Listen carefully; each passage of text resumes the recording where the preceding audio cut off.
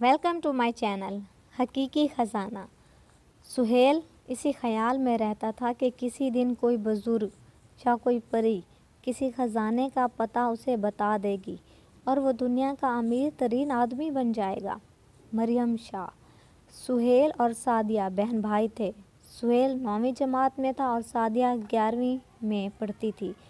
سہیل خوابوں کی دنیا میں رہنے والا لڑکا تھا، جبکہ سعدیہ بہت سمجھدار لڑکی تھی، سست مزاج۔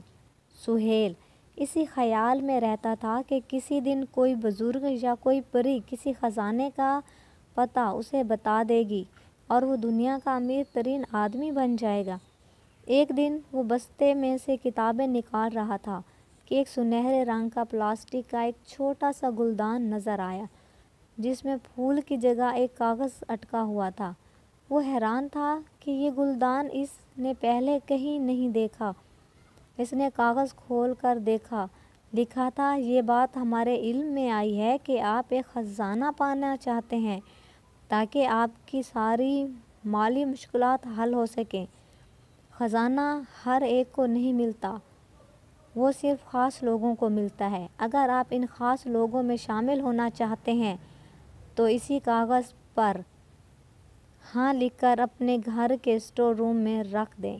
امید ہے کہ یہ سب ہمارے درمیان راز رہے گا۔ پرستان۔ سہیل کو یقین نہیں آ رہا تھا کہ یہ سب سچ ہے۔ اس نے اسی کاغذ پر ہاں لکھ کر اپنے گھر کے اسٹور روم میں ایک کونے میں رکھ دیا۔ سارا دن وہ اسٹور روم کو تکتا رہا۔ اگلے دن اسکول جانے سے پہلے وہ بھاگ کر اسٹور روم میں گیا۔ گلدان اسی طرح پڑا ہوا تھا۔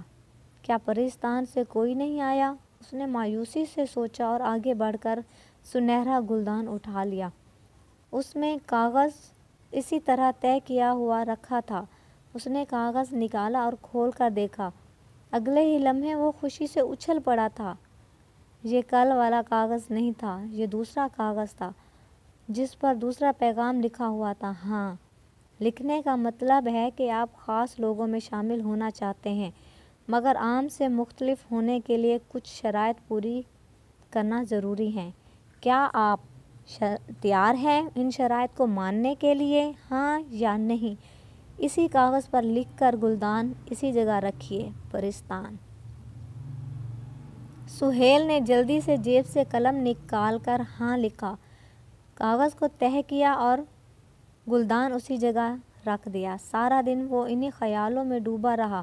اگلے دن وہ پھر بھاگ کر اس کمرے میں گیا۔ اس دفعہ پرستان سے بھیجے گئے خط نے سہیل کو حیران کر دیا تھا۔ خط میں لکھا تھا کہ اگر وہ خاص لوگوں میں شامل ہونا چاہتا ہے تو پہلے شرط یہ ہے کہ اسے محنت کرنا ہوگی، پڑھائی میں دل لگانا ہوگا۔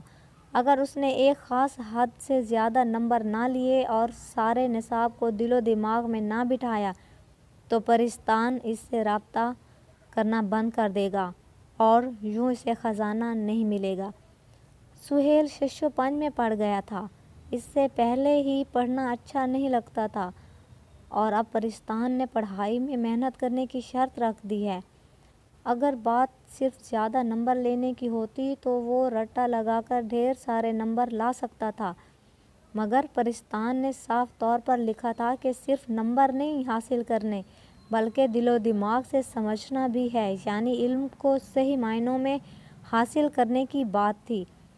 سارا دن سہیل اس بات پر سوچتا رہا۔ اس نے سوچا کہ پرستان سے حاصل ہونے والا خزانہ خاص لوگوں کو ملتا ہے اور وہ کوئی معمولی خزانہ نہیں ہو سکتا، اور نہ خزانہ حاصل کرنے والے لوگ معمولی ہو سکتے ہیں۔ اگر وہ دل لگا کر پڑھائی کرے تو نہ صرف اسے خزانہ ملے گا بلکہ وہ پڑھائی سے فائدہ بھی حاصل کرے گا۔ اس رات سہیل نے اسی کاغذ پر ہاں لکھا۔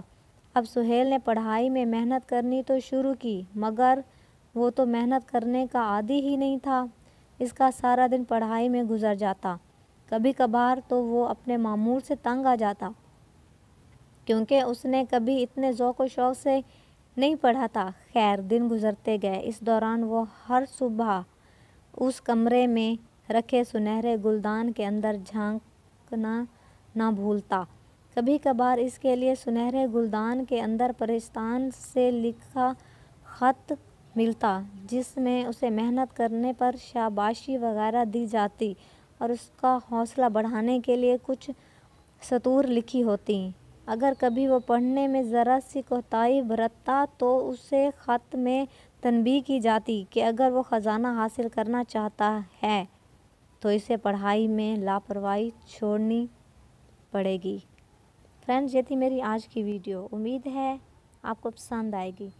میری حوصلہ افزائی کے لیے میرے چینل کو سبسکرائب کریں، میری ویڈیو کو لائک کریں اور اپنے تمام فرینڈز میں لازمی شیئر کریں، اور ساتھ ہی بیل آئیکن کو پریس کرنا نہ بھولیں تاکہ میری ہر نئی آنے والی ویڈیو کا نوٹیفیکیشن آپ کو ملتا رہے۔ Welcome to my channel.